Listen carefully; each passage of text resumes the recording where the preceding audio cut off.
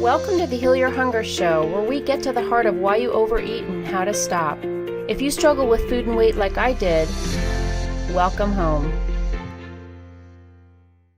Welcome everybody to the Heal Your Hunger Show. So happy to have you here. It is a great day to be alive, and I have an amazing guest today. I mean, she is unbelievable and very well known in her field, and you're gonna love her. Before I bring her on, though, I just want to say, if you haven't joined us yet in the Secret Sauce group, definitely do that. Go to Facebook and type in the Secret Sauce to End Emotional Eating and join us. It'll be great to have you there. I do a lot of talks there, and kind of just when something's on my mind, I bring it there oftentimes, and I have lots of announcements that you'll be the first to be privy to if you're in that group. And if you have not yet found out your personalized score of whether you're an emotional eater or a food addict, go to healyourhunger.com, my website, healyourhunger.com, and take the quiz. Take you like 3 minutes, and then you will literally find out if you're an emotional eater or a food addict or somewhere in between. So just do that on the website, and yeah, find out, and then find out some action steps to take once you know. So on with the show. I'm really, really excited about my guest. Julia Ross, MA, is the author of the bestsellers, The Diet Cure, The Mood Cure, and her new book, The Craving Cure.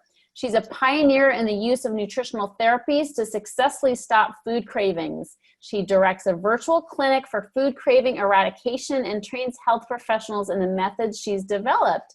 She's been featured in print, online, on radio, and on television. And I mean, frankly, she is just like the go-to regarding this topic and mood and the connection and, all about the brain. So Julia, thank you so much for blessing us by being on the show. I'm glad to be joining you. Yeah, it's great. And we had a fun talk several months ago when we first connected, and you just feel like an old friend that I've had for years, and so it's just wonderful to be able to connect with you and to talk about what you do, because it is so important for people, for emotional eaters, for anybody who struggles with food and weight.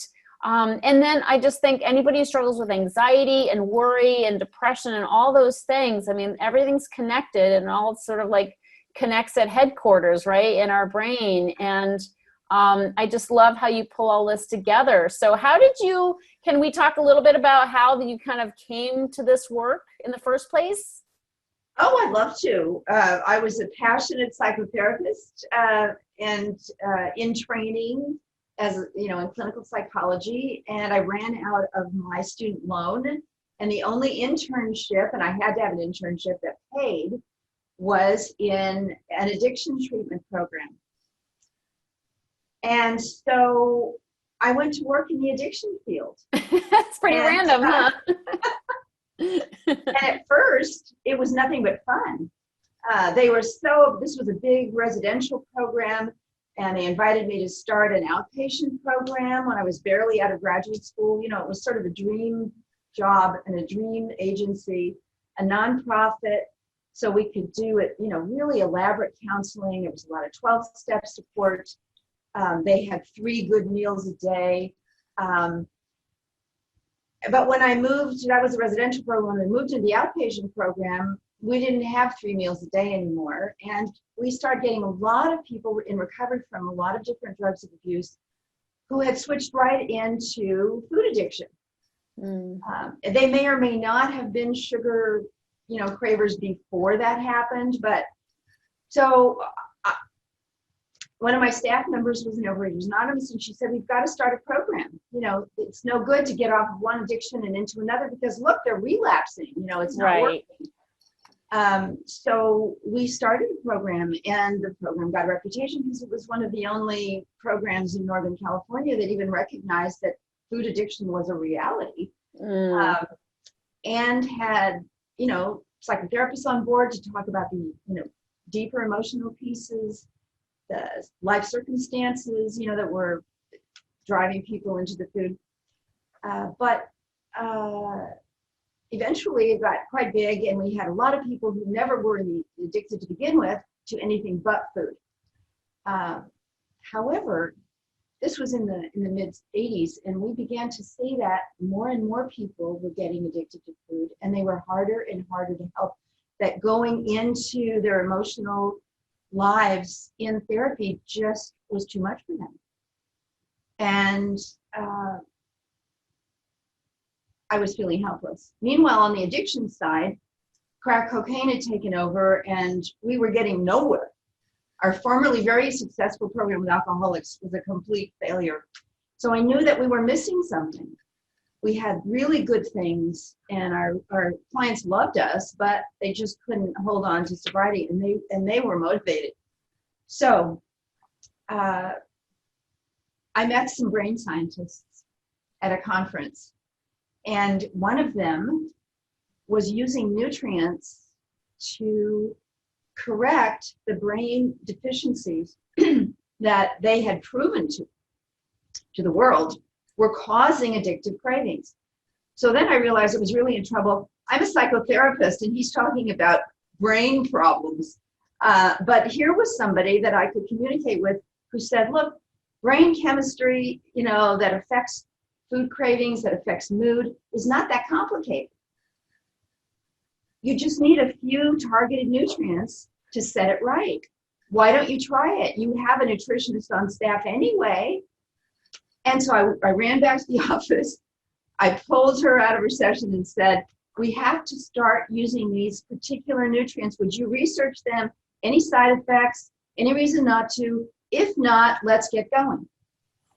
And within 2 weeks, we had started using these targeted nutrient supplements, and we were seeing amazing results, turning off the cravings, subduing the moods that had been driving people to the food very quickly. And we were seeing it on the eating disorder side, and we were seeing it on the crack side. So I was thrilled, and I was convinced really quickly that this had to be part of the program. So we're doing emotional support, we're providing emotional support, we're providing 12-step support, and we're providing brain support. Yeah, I love that. Yeah, so now I've seen it all together. Yeah, it's a beautiful mix. I love that. So important, because the brain, it has to be fed and nourished properly, in order to work properly. And I 100% believe in that, because I know cravings are physical and emotional for sure. So we got to cover all bases. So can we, yes. There's one thing that really is important as you say that. Why would the physical be so important, and especially now?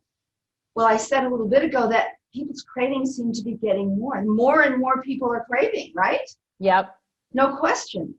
So what's happening? There's one thing that's happening to help explain why the physical is getting more and more important to address. And that is because the food is getting more and more intentionally addictive.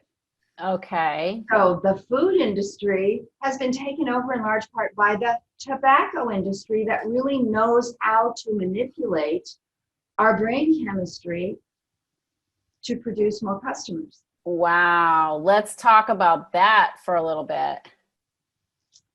So they were, caught with their pants down, and because they were manipulating tobacco, adding more and more sugar and other chemicals to it to make it more and more addictive. And they had to back off. They had to pay huge fines. So they just moved into food. And I didn't know a lot of food companies were owned by the tobacco industry. Yes. That's sick. It's stealthy. They didn't want anybody to know. They've been gradually moving in. And the head of the Food and Drug Administration actually ended up writing a book where he quoted the heads of these corporations saying, isn't it a shame that the techniques we're using to increase people's interest in our foods is also making them so sick? And they can't seem to moderate their use of this food. Well, that's why they design it this way, so we can't moderate our use. And that's why people with so much, intelligence, information, motivation, are having such a hard time. They are Yeah. up against this stealth addiction. It's Yeah. not food anymore. You know, if they put quality food in with the sugar, it wouldn't work. Right. They have to have sugar by itself in high concentrations in order to Yeah. overstimulate the pleasure centers in the brain, and then, over time deplete them so that the brain can't do anything but say, please give me a little more sugar. Right. Yeah. So let's go there. Let's talk about that, Julia, that whole idea of the pleasure centers and how we get addicted. Well, some people are born vulnerable. Do they come from a family where there's a lot of addiction? Mm-hmm. That's me. Okay. So you've got a major strike against you in the brain chemistry department because the brain isn't very good at staying strong and fully functional. It tends to, under stress with a poor diet, start giving you these, what I call false mood, false appetite signals. And that's what leads so many people with a family history like that into some sort of addiction. Yeah. And of course, food addiction is the biggest, the most popular addiction. Absolutely. So that's part of it. But we had the same genetic predispositions before 1970, but it's only been since 1970 that so many and increasing numbers of people have become addicted to this toxic stuff. And that's because they've learned how to combine some new products like high fructose corn syrup is much more addictive and much harder to resist. And that's the major ingredient in most of the highly addictive products out there. And of course, when you combine that type of sugar with chocolate, which is massively addictive, so then you've got like 3 times more addictiveness in the similar products as we had before 1970. We've got a new kind of wheat, so the doughy things that we love, the cookies and the cakes and the donuts and so forth, they are different too. So you combine these, and wheat, by the way, has a major protein in it that is actually called morphin. Gluteomorphin, it's called. Yeah. So for all those people who are bread addicts and pizza addicts, there's a reason for this. Why do you like cookies better than ice cream? There's there are biochemical reasons for this, and the companies know all about it. Yeah.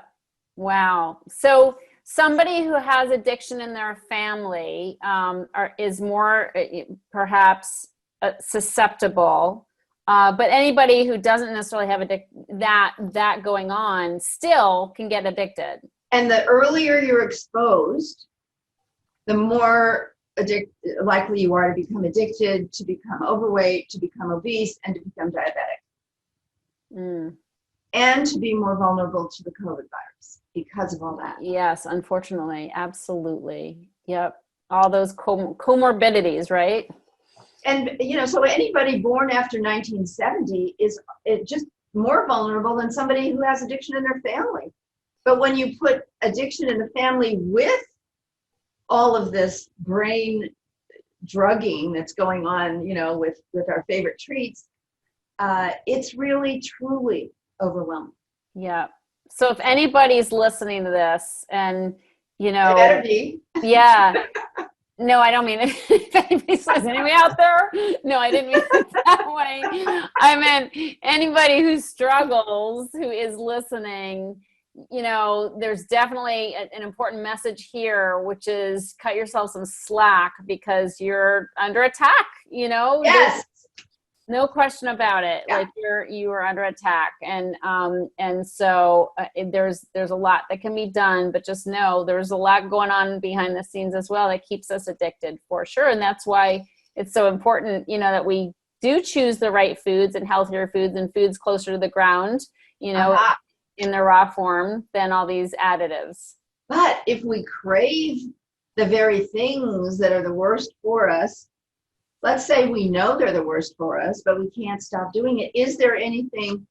It's not enough to know that your brain is sabotaging. Oh no, that's not. You got to get into that brain and do something about it. Yeah. So Let's talk about that. No question about it. And emotional eaters know that better than anybody because they've been knowing this stuff and not being able to follow through for so long. Yes. So what are kind of the brain deficits that cause cravings? Well, there are 5. Okay. So just imagine the brain's divided into 5 appetite departments. And it's supposed to be promoting 5 different types of pleasure. So, for example, the endorphins, famous for giving us a rush of pleasure, are very busy, and they're particularly stimulated if we have endorphin-related foods like chocolate. So we could be vulnerable and not functioning properly in the endorphin department. Therefore, we need an endorphin substitute. Okay. It could be chocolate. It could be wheat. Okay. It could be one of the proteins in dairy products. Casomorphin is the name. Morphin is one of the proteins in milk products. So, that's just one of these 5 departments. The department is supposed to make us feel comforted naturally. We don't need any comfort food because things don't hurt us as much. We're not as sensitive.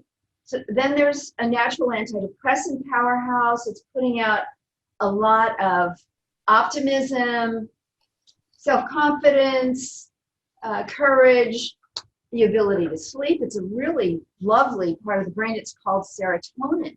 So it's producing this wonderful natural antidepressant chemistry, unless it gets depleted, in which case any kind of sweets or starches will give us a brief lift of serotonin, but at the same time deplete us with each hit of this artificial serotonin we're trying to use. Okay. And why? Okay. So I want to talk about what causes deficits of those hormones. Should we wait till you do all 5 first? No, because it's the same reason for all 5. If we're deficit in any of the 5, it's because we haven't been eating well. Well, talk about a catch-22. Right. We can't eat well because we're addicted to the stuff that doesn't feed us.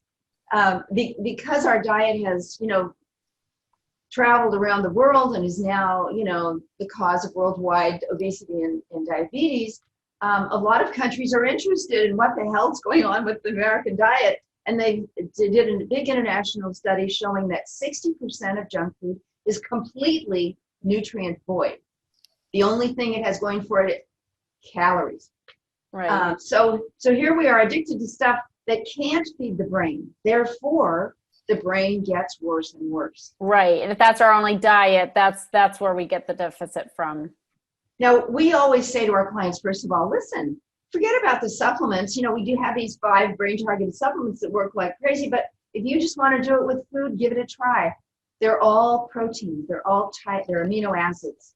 So have a bunch of protein. Before you take your next bite of something with sugar in it, have a salmon steak, have a chicken breast, whatever, and they know that it works.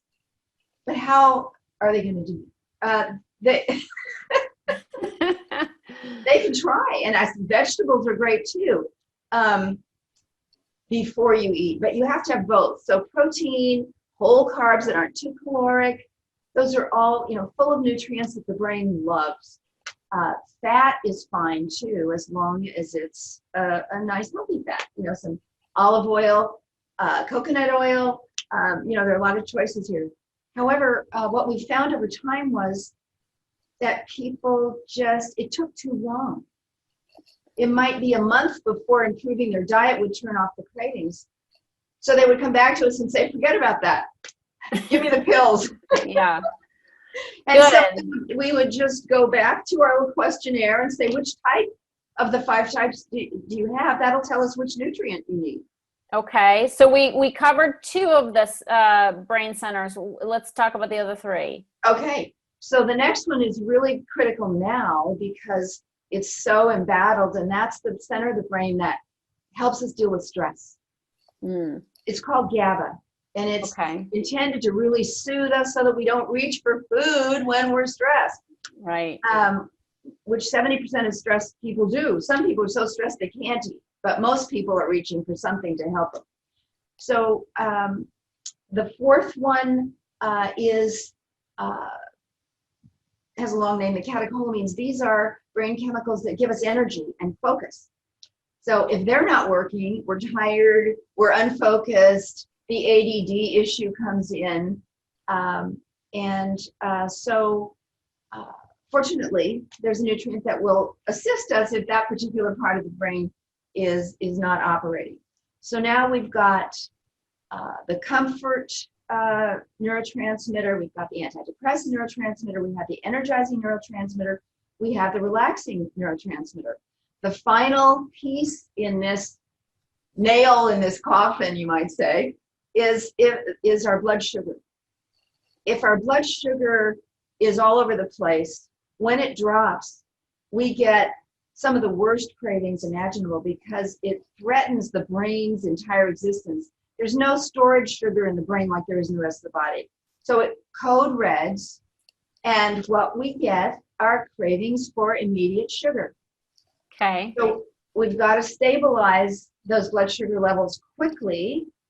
And of course, as soon as the cravings are gone because of the supplements, then we start eating really well. And our clients find that that's easy as pie. Not pie, forget that. So those are the 5 parts of functions in the brain that need to be assessed.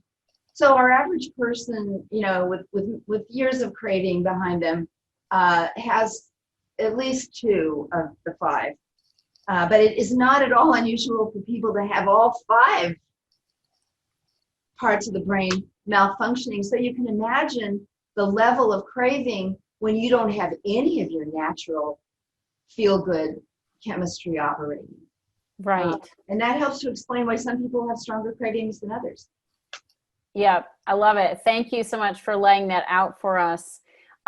So is there one supplement that just happens to have all the different ingredients somebody needs, or do you target? Well, we target because the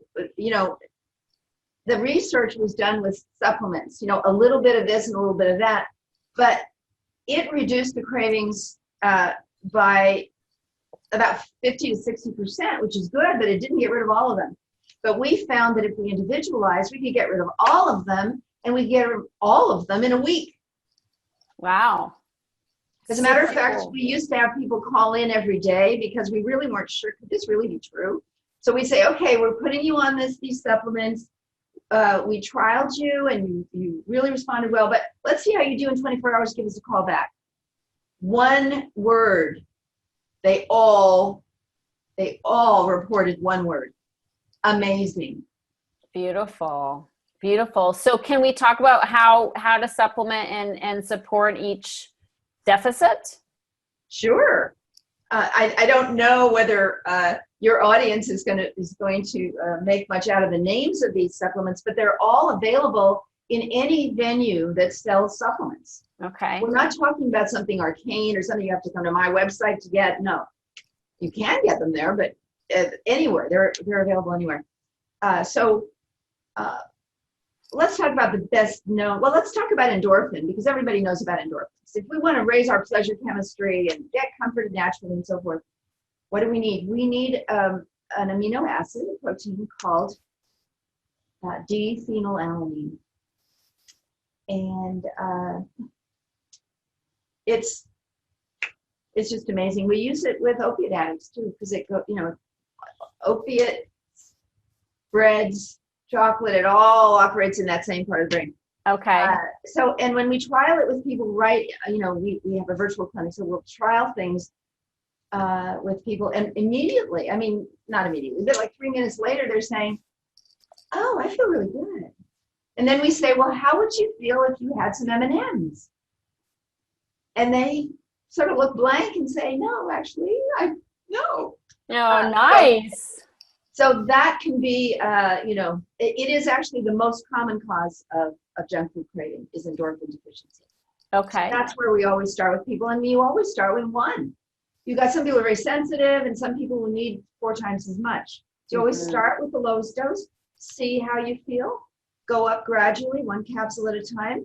until you feel what you're looking for. And my book, The Craving Cure, which is my most recent book, has it all laid out in exquisite detail in chapter 12. So you know exactly what to do, exactly what to watch for, exactly whether you shouldn't be taking that amino if there's any particular reason. You know, like migrainers should be careful about the amino that gives us energy because it's known to trigger migraines. Okay. So that's something you need to know. It's one of the very few aminos that has an adverse possibility. So then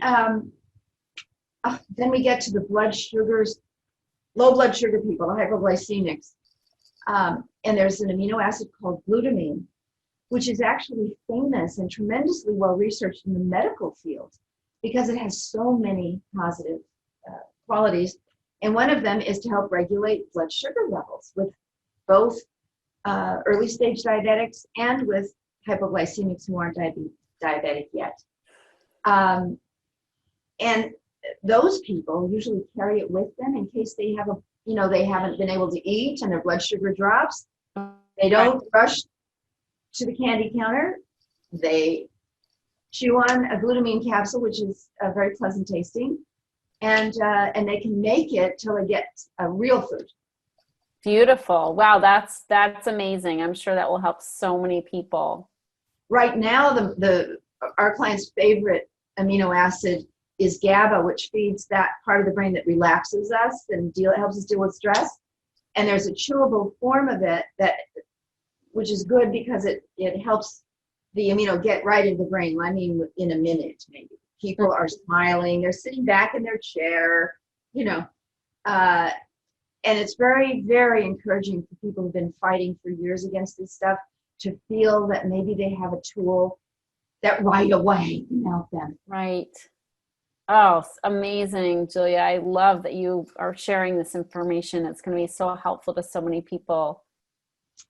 Well, I think, your approach is really perfect for this because you say things like, it helps our nerves, Well, I happen to know which nerves, but you're on it, you know that the food is doing something pretty spectacular, even though briefly, and it putting all the kinds of tools that you have, which I love, by the way. Thank you. You have kind of condensed so many approaches to this problem in such a nice way. So putting that together with, this brain chemistry, it's a great marriage. It absolutely is. I really am so glad we're having this conversation. Did we cover all the centers? You noticed we left one out. Yeah, I won't be the only one who notices either. We left out the antidepressant, the low serotonin craver. Okay. The one who the bread lovers. Yeah, who eats over when they're worried and irritable and frightened. So it's another big one for COVID because fear of all kinds is what we experience when we don't have enough serotonin. Mm-hmm. Otherwise, it's Miss Sunshine. It's known in science as our inner sunshine, if you can believe it, because it generates this positive outlook no matter what's really going on. So to build up that serotonin, there are two options. One of them is more tranquilizing, and that one is called tryptophan. Mm-hmm. The other one is a different form of tryptophan called 5-HTP. Right. And that one is a little more energizing. So it's not something we would suggest for somebody who had a sleep problem. But if you identify with those negative moods that a low serotonin brain generates that drive you to the refrigerator, you have two wonderful nutrients to choose from that work right away. Beautiful. Yeah, I know I have friends who struggle with anxiety and that 5-HTP has helped them a lot. Oh, good. So you've had some experience with it. Yes, absolutely. Great. Yeah. So that's beautiful. And I did take your quiz, this amazing quiz, which we'll talk about in 1 second. I took that quiz and I had an abysmal score, an She's a abysmal. failure as a craver. I failed as a craver. I'm like, I don't have any of these problems. Like, I'm good, and it's true. I mean, I feel like I'm, at least right now in my life, I'm firing on all cylinders, and it's a There you great, go. yeah, it's really, it feels great. I am kind of happy and perky. I'm sure people who listen to my show are like, she's putting it on, but it's really true. Like, I'm pretty happy. So I'm grateful. It wasn't always that way, for sure, and you can bet when I was in the food, it was a whole nother story. But it is an amazing quiz, and it does cover all the 5 centers. So can we talk a little bit about that? Yeah, that is the key to the whole thing. To take that questionnaire, which is online. Yeah. Craving Cure, go to the Craving Cure website and take the quiz. I also have here, I think this is the same, I have a different, I have the startup kit. Is that different? Yes. Okay. So is it better that they start with a cravings quiz? Yes. Okay. So the craving quiz tells you which of the 5 parts of your brain is malfunctioning. Once you know that, let's say you have 2 parts of the brain that are malfunctioning, then you can easily figure out, easily if you have a copy of the Craving Cure at least, right, what to do about it. Which are the 2 aminos you should take, and how much should you take, and when should you take it? I love that. It's all laid out there. Yeah. But let's say you have all 5. If your scores are above the cutoff, then you're going to want to do something, and you could do one at a time, or you could do them all at once. Okay. Whatever you feel up to will work. And just starting with 1, get your toe in, you'll see, the 1 does take care of those symptoms, but what about those? I guess it's time for me to add the other one. Okay. Yeah, so it's very easy once you've taken the quiz to map your own brain. What's causing the problem, and whatever it is, it's going to be responsive to these nutrients, because that's so cool. The brain is so simple. These powerful chemicals are made out of 1 nutrient each. Wow, that's so cool that you've figured this out and mapped it out in such an easy way. And of course, the quiz is probably in your book as well. And you. Oh yes, it's the first thing in the quiz. Okay, yeah, or in the book, yeah. So, Amazon is where people should go for your book. They can go to Amazon. They can come to my website, Julia Ross Cures. Okay. And that way they can look at the other books. So, for example, if they've got major mood problems and want more information about mood, I've got a book called The Craving Cure that they could read about there too. Oh, the mood cure. Questionnaire is right there, and they can actually fill it out and send it to us, and we'll send them back a graph that shows where in relation to the cutoff their scores put them. It makes it clearer and easier. Beautiful. So go to juliarosscures.com. Right. Okay, love it. Yeah, well, it's a great place to start. So, well, Julia, this has been amazing. You said that word and I'm going to repeat it. Amazing. Thank you so much. It's such vital information. We have to make sure that we're armed, in every way possible to be able to be healthy and feel great. So you're definitely, giving us the key in terms of our brain health. I have one question that I ask before we part, and I'd love to ask you as well. This being the Heal Your Hunger show, this being the Heal Your Hunger show, what is your deepest hunger? My deepest hunger is to get this information to the people who need it. Beautiful. And this has been your life's work? Yeah. Yeah. You've been doing this for a long time and really nailing it. And I really thank you from the bottom of my heart, for helping people in this way. It's really beautiful. And, I will do my part to assist you in getting the word out. Thank you. It's great to connect up with you and to put our 2 toolboxes together. Absolutely. Yep. For winning formula. Great. Well, thanks so much. And and thanks everybody for tuning in. And we will catch you on the next episode of the Heal Your Hunger Show. If you enjoyed this podcast and want to get free support, insider health info, exclusive invites to events, and more, visit healyourhunger.com.